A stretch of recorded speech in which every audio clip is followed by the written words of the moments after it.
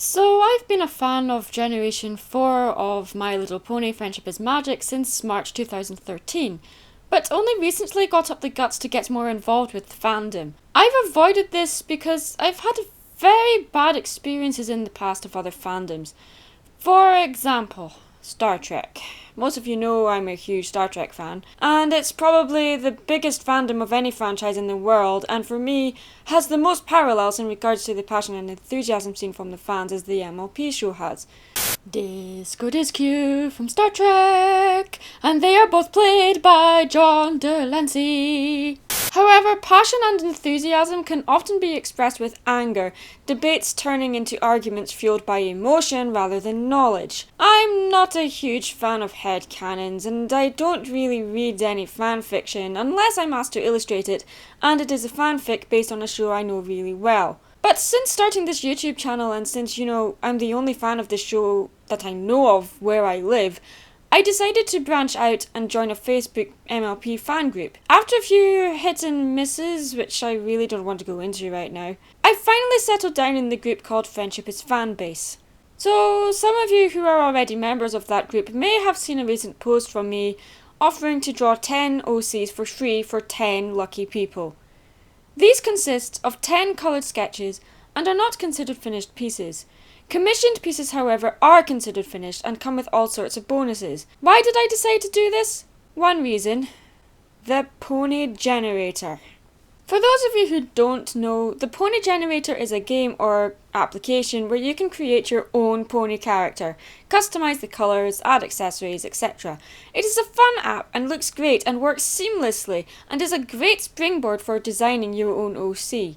Check it out if you haven't already. However, after seeing so many people use the Pony Generator and plaster their pony clones all over the fan pages devoted to MLP, I really wanted to speak up about this.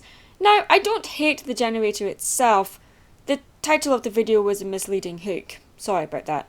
But I do hate how it is being, in my opinion, misused, and the word is kind of strong, but it is being abused. Seeing pony clones referred to as OCs is very disturbing to me. Why? A pony clone is just that. A clone. It is based on an already existing character template, therefore is not an original character design. B.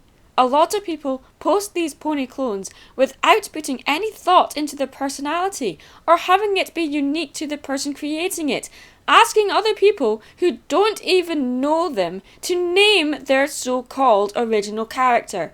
Guys, a pony OC means an original character. This means you must have the character concept thought out already. Their name, their personality, their species, etc., etc. All these things should ideally be thought out before even deciding what they look like. An OC should be based on an aspect of yourself and should never be a clone of a character that already exists in the show. Of course, when creating the look for your OC, you are going to be inspired by the looks of the characters in the show. That is inevitable. That is fine since it is not cloning but rather is a creative influence. For example, my OC is based on the look of Rainbow Dash. Another example, Digibony's OC, is based on the colour palette for Sweetie Belle. But they are both classed as original characters, though both are drawn in completely different styles, which adds to their uniqueness. That is why it is called an original character. For example, my pony OC Mad Munchkin, or Maddie as I like to call her, is a pony OC I created to represent me in my YouTube videos when talking about MLP. She is a Scottish Clydesdale mare and is very much a part of me. She represents me in practically every way and is not based off a pony clone, but is rather drawn in my own style.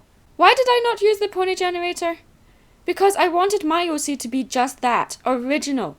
Of course these characters are based on the show, so the term original is used loosely and only refers to the character not being canon. Back to the subject at hand, why I offered to draw 10 OCs for free.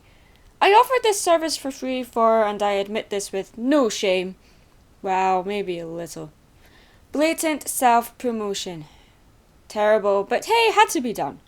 But also to give gifts to fellow bronies, as not everyone is confident enough to draw their OC themselves, which is of course one of the reasons why the Pony Generator is used so often. They also use it because, hey, we don't all have the money to commission artists to draw it for them. I understand. I also understand that not everyone is that emotionally driven enough to create an OC in the first place, so the demand is not that high. But the generator is actually taking work away from artists like myself, who don't need to use the generator as a template. Remember, the generator is a game. It should not be used as a substitute for original work by an artist. I'm just being straight with you guys. This is all said out of love. I have nothing against you if you use the pony generator. But please, stop posting pictures from the generator and calling them OCs when you've put no thought into the character's personality or even their name. These things are all over the internet, and it's making my head spin because people keep referring to these things as original characters, and they have no grounding or story or name for these characters. It's very lazy. I also wanted to create their OCs because I love drawing and giving people things I have drawn for them. Of course people want to have visual representations of their OCs drawn, but not everyone has the money or is willing to pay for it. This is understandable as the majority of MLP fans are young or are college students, so don't have the money or just don't want to ask their guardians for money for a drawing. I encourage people in this situation to approach artists like me or others like me. The artist may ask for payment, and please don't be offended if they do, but artists have to make a living, and drawing out something based on someone else's concept takes time. Remember, they're using equipment such as paper, pencils, sketchbooks, as well as a computer or a laptop, and probably a drawing tablet as well, all of which has to be paid for and covered in case of accidental damage or loss of files. Take into account the research and reference that has to be done as well. Also, the cost of printing and shipping has to be taken into consideration too. Also, remember, artists put a lot of their time into their projects as well. They don't just click their fingers and hey presto, a masterpiece appears on a page. That just doesn't happen, thank goodness, as that would be too easy and would be no fun for the artist at all. Artists have to place value on their work, otherwise they are taken advantage of. Plagiarism and art theft kill business for artists, so please understand that although we may ask for a fee, it's to cover very real costs. If I drew stuff for free all the time, I'd put myself out of business. I know I'm making a lot of drama over nothing, but this is important to me.